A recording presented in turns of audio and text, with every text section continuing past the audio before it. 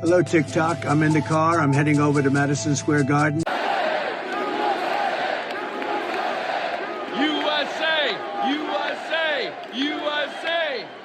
All right, you guys, so Donald Trump just wrapped up his big rally in Madison Square Garden, and we were really just going to do a simple video on this, just kind of talking a little bit about what he said and also the mainstream media reaction. But guys, the liberal reaction to what happened tonight is so ridiculous that it really deserves its own video, so stay tuned for that. Today, we're just going to talk simply about Trump and sort of our side of it, because you know what? Why not give it enough coverage? Because guys, the vibes tonight were immaculate, okay? They were off the charts. The older generations may call this optics. The younger generations will call it aura. It doesn't matter. Just take a look, and as you could probably imagine, Trump, the hometown kid, though he's not really a kid, but you know what I mean, hometown boy making his big return to the city that he helped to build, and you had a massive crowd in attendance. The NYPD announced about 4 hours before Trump spoke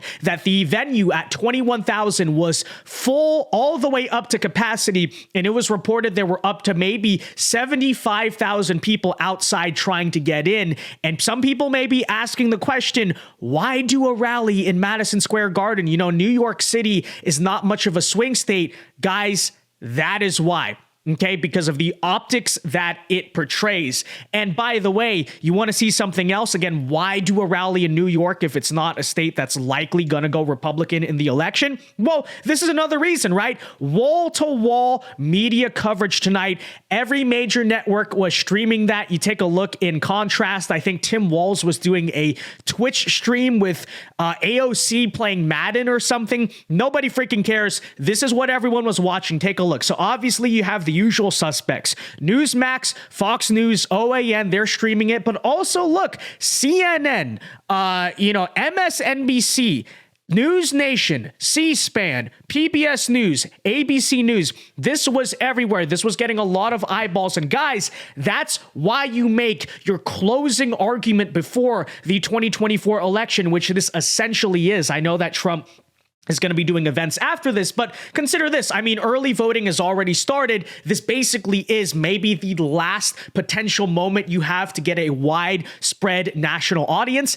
That's why you do it in Madison Square Garden, because it attracts attention. Hey, Trump is back in New York. What is going on here? People tune in to watch it. It's interesting. Secondly, this almost served in some ways as the second RNC, because we basically had the first RNC stolen from us, given the fact that they changed out the candidate like 2 days later and everyone completely forgot that the RNC ever happened. Well, this is what they did, right? Let's do it again in Madison Square Garden. Let's bring all the big names. We'll show you that here in a second, right? So that is how you go into Election Day, with that convention-related boost that we never really got to enjoy the first time. So, you know, a lot of big names there. We'll show you those in a second. But first, I want to focus on Trump's messaging tonight, because I really thought it was on point. When you took a look at a lot of the signs that were in the crowd, you know, the usual Trump slogan obviously is "Make America Great Again," but they figure in the last few days of this campaign, why not provide a final, again, closing argument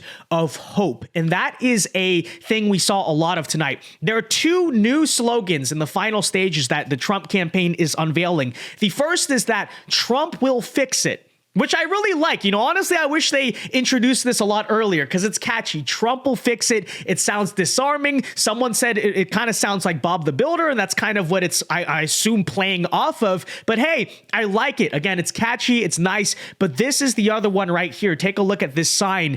Dream big again. That is right. And in the opening statements tonight, Trump played off of that messaging. Take a listen. I'll give you my thoughts on it. But first, folks, do us a big favor. If you're enjoying the content, be sure to hit that like button down below and subscribe to the channel if you are new. Why should you subscribe? Because doing so goes a long way in ensuring we can keep bringing you these videos, basically now just 1 week away from the election. And with that said, take a listen to Trump unveiling the final slogan, essentially, of the campaign. You're with me. We're all together. We've always been together.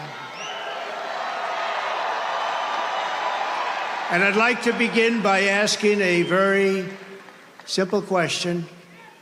Are you better off now than you were 4 years ago? I'm here today with a message of hope for all Americans. With your vote in this election, I will end inflation. I will stop the invasion of criminals coming into our country, and I will bring back the American dream. We need the American dream to come back home. Our country will be bigger, better, bolder, richer, safer, and stronger than ever before.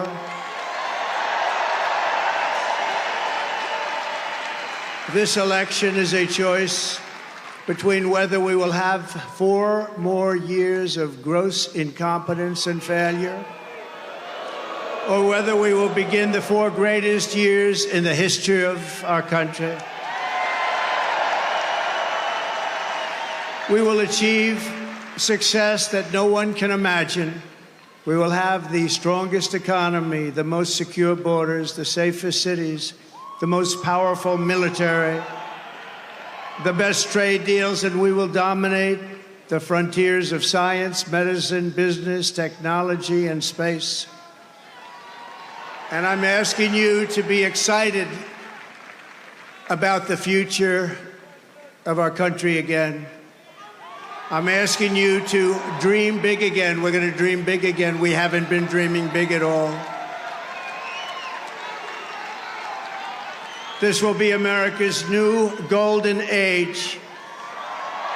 It's going to happen quickly, too, very quickly. Every problem facing us can be solved, but now the fate of our nation is in your hands. Next Tuesday, you have to stand up and you have to tell Kamala Harris that you've done a terrible job, that crooked Joe Biden has done a terrible job. You've destroyed our country. We're not going to take it anymore. Kamala, you're fired. Get out, get out. You're fired. I think it's fantastic because I think back to 2 major words that have defined Democrat campaigns in the past. The first one is hope. Remember that 2008 Obama? That's a big idea he managed to be very successful off of. And Kamala Harris, in her own case, what's her big word? Joy. Well, in the past few weeks of the campaign, largely because Democrats have been hitting the panic button and just running around saying, Trump is Hitler, Trump is Hitler, I don't hear any hope from the Democrats, and I certainly don't hear any joy. So what is Trump doing in the final stages, right? There's been a lot of partisanship. There's a lot of going back and forth, but he really kind of makes Make America Great Again 2.0 by saying this is going to be the American golden age, right? And I'm asking you to join me and dream big again. It's something that almost like puts a smile on your face, maybe brings a tear to some people's eyes because it's inspiring, right? And this is kind of a Vivek statement he used back in the campaign, but this is what I would summarize it, right? It's not just that we're running against something now. Now Trump is saying in the final stages, here's what we're running to.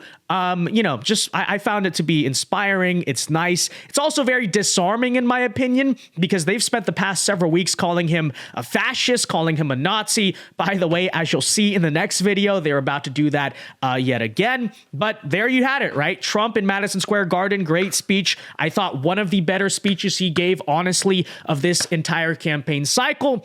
And last thing I'll point out here is, again, this was basically the RNC part 2 because there were many celebrities in attendance, at least celebrities in the movement, but also some real celebrities, right? You had Vivek Ramaswamy, JD Vance obviously is the VP, but also Dr. Phil, and check this out right here, Elon Musk. I'm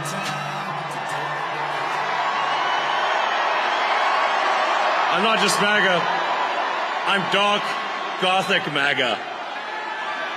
We also heard from people like RFK Jr., Tulsi Gabbard, and who could forget Tucker Carlson out there. Take a listen. And Donald Trump has empowered the rest of us through mostly just sticking around in the face of their hate and abuse and persecution. He has given the rest of us the right to call BS on the charade. No, you are not better than us. No, you are not smarter than us. No, you do not deserve what you have. You probably stole it. No, you're not going to bully me into silence anymore. And I can promise you at this point, 9 days out, when Robert F. Kennedy Jr. and Elon Musk and Tulsi Gabbard and pretty much every high school senior and college shorty girl in the country has come out finally say, yeah, I am for Donald Trump, actually. When the entire country has realized there is nothing embarrassing about this. What's embarrassing is to take a perfectly great country and destroy it, as they have. I'm not ashamed. You should be. At that moment, it's going to be pretty tough for them 10 days from now to look in the eye to America with a straight face. It's going to be pretty hard to look at us and say, you know what? Kamala Harris, she got 85 million votes because she's just so impressive. And of course, who could forget, this was probably my favorite one of the whole night. Back from the RNC once again, Hulkamania running wild in New York City. You know something, Trump maniacs? I don't see no stinking Nazis in here. I don't see no stinking domestic terrorists in here. The only thing I see in here are a bunch of hard-working men and women that are real Americans, brother. Yeah, so there you had it. Like I said, it was basically the RNC part 2, because you invite a bunch of major people from the party as well as the celebrities. They all kind of do these stump speeches, and then it leads up to the VP, and then Melania Trump came out there, and then finally Donald Trump himself to kind of take it home. What a great night that was. And again, the closing argument of this election, really. There will be campaign events after this speeches, but by about, I would say, maybe the end of this week, I think most of the country, at least half of the country, is probably already voted. Early voting is pretty prominent now. This is the closing argument, right? And there's a reason why the Democrats, as you'll see in the next video, are just so pissed about this. But for now, folks, do us a big favor. Be sure to hit that like button down below. Subscribe to the channel if you are new. And until next time, God bless. Let me know your thoughts, and peace.